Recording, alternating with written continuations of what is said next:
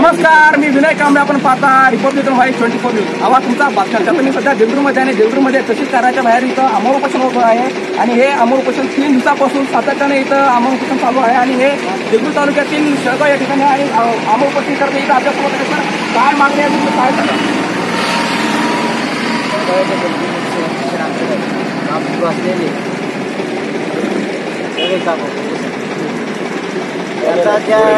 या ठिकाणी विहिरीचं बांधकाम चालू आहे.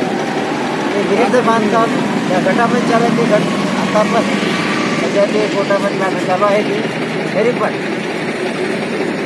त्याला न मानता ग्रामपंचायतने काय केलं, त्याला ठराव मंजूर करून व्हिडिओ साहेबाला दिले.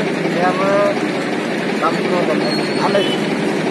परंतु आम्ही प्रत्यक्ष जाऊन पाहिलं तर काय एकदम चालू आहे. सगळे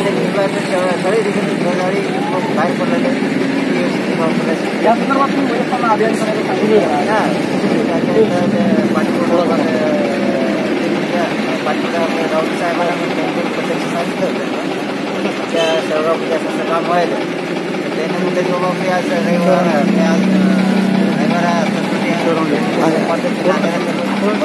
लगेच पत्रकार मला म्हणले होते. तसं काही न करता ते शांतच राहिले. त्यामुळे आम्ही 4-5 दिवसात त्याचं वाट पाहिलं तर आम्ही चालूच होतं तसं. त्यामुळे 19 जानेवारी 2023 रोजी पुन्हा काँग्रेसच्या अभ्यासला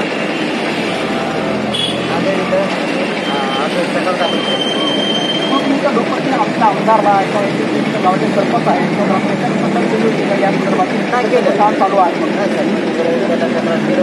सरपंच आम्हाला प्रत्यक्षामध्ये येऊन पण आम्हाला एक शब्द बोलले सर आम्ही राऊंड मारून गेलो आले काय लोकप्रतिनिधी सांगितलं का आमच्या आमदारांना आमच्या गावात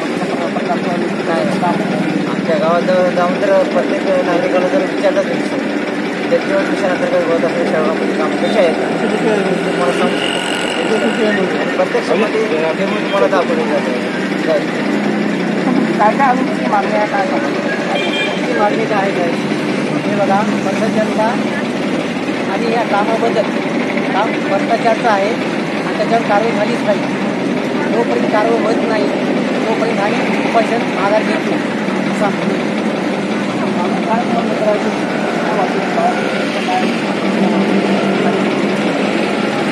शिवकुमार तिथं जे काम चालू आहे ते उत्कृष्ट दर्जामुळे काम चालू आहे. तिथं मागणी आहे ते काम चालू आहे. तिथं त्या कामाला पूर्ण बोगस काम चालू आहे. तिथं वारंवार आम्ही साहेबाला सांगत होता बाबा काम चांगलं करा, काम चांगलं करा.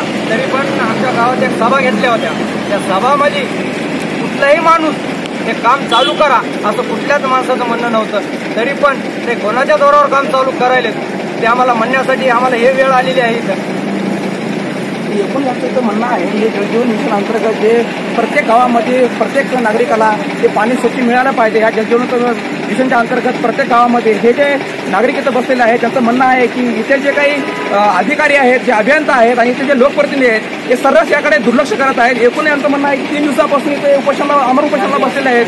या ठिकाणी हे जे प्रशासन काय झोपलेलं आहे का यांचं म्हणणं आहे. आणि एकूण यांचं असं बघावं लागेल की या ठिकाणी जे काही गावामध्ये काम होत आहे हे काम कशा पद्धतीनं होत आहे तिथं आपण जाणार आहोत आणि ते अधिकारी याच्यावर काय कारवाई करणार आणि गुत्तेदार जे आहेत संबंधित गुत्तेदार जे आहेत ते काम चालू आहे त्यांच्यावर काय करणार हे मात्र पाहावं लागणार आहे. Republic voice 24 news.